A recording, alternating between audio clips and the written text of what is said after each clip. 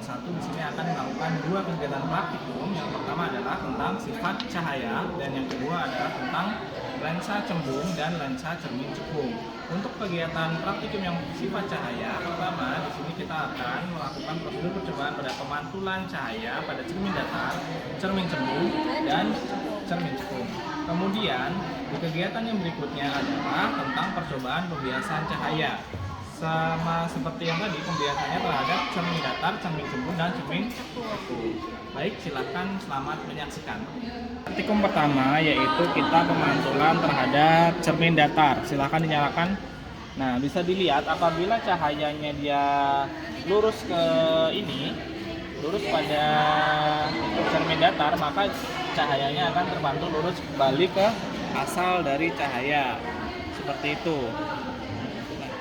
1, 2, 3. Baik, untuk yang berikutnya adalah pemantulan cahaya pada cermin cembung. Bisa dilihat di sini cahayanya, pemantulannya seperti itu. Sudah terlihat? Baik. Gerak-gerakin. Oke, kita lanjut dengan menggunakan cermin cekung ini. Nah, itu kayaknya pakai yang itu. Nah, bisa dilihat pemantulan saya tadi agak mundur lagi. Ini menggunakan cermin cekung. Nah, nanti akan kita gambar garis.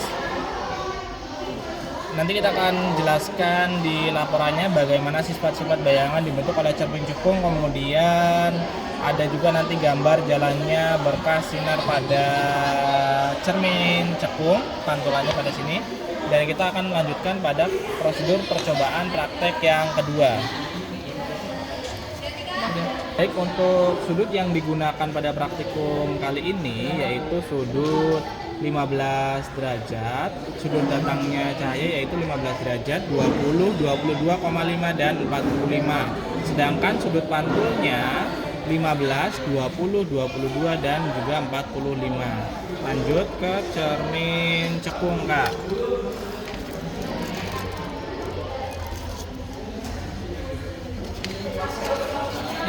Ya udah segitu.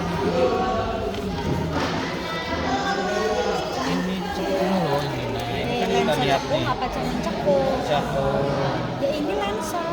Ini cermin kan tadi cermin udah.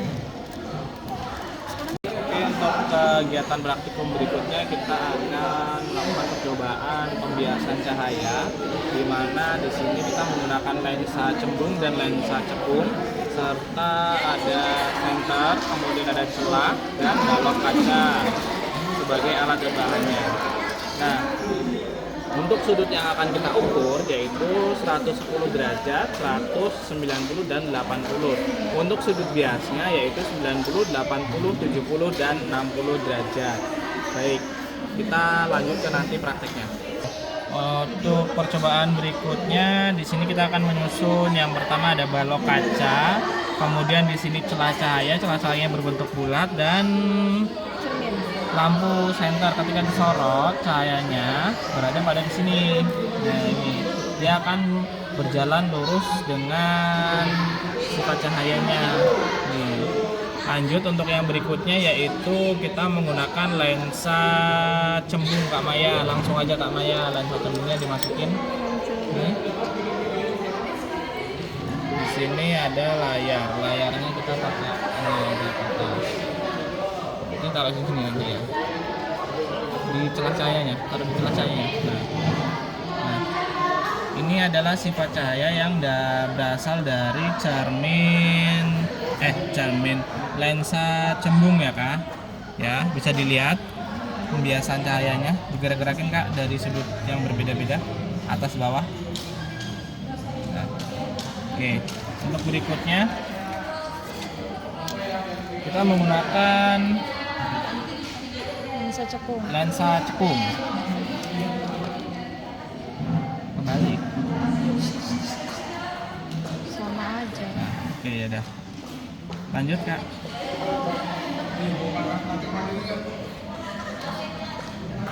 Oke, bisa terlihat jalannya cahaya. Seperti itu. Skip.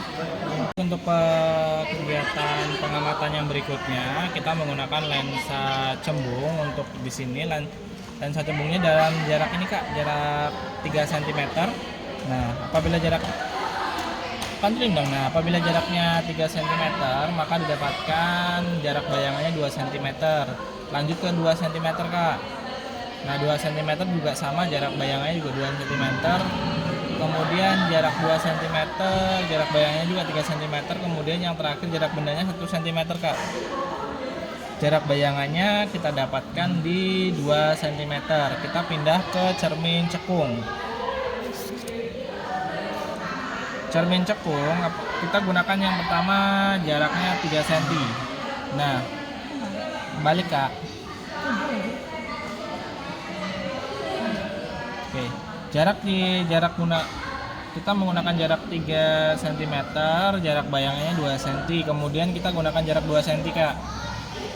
2 cm, maka jarak yang didapatkan jarak bayangannya 2 cm juga. Lanjut masih 2 cm Kak. Cuma digerakkan Kak. Nah, di sini kita mendapatkan jarak bayangannya 3 cm. Lanjut ke yang 1 cm. 1 cm jarak bayangannya yaitu 2 cm. Seperti itu. Terima kasih.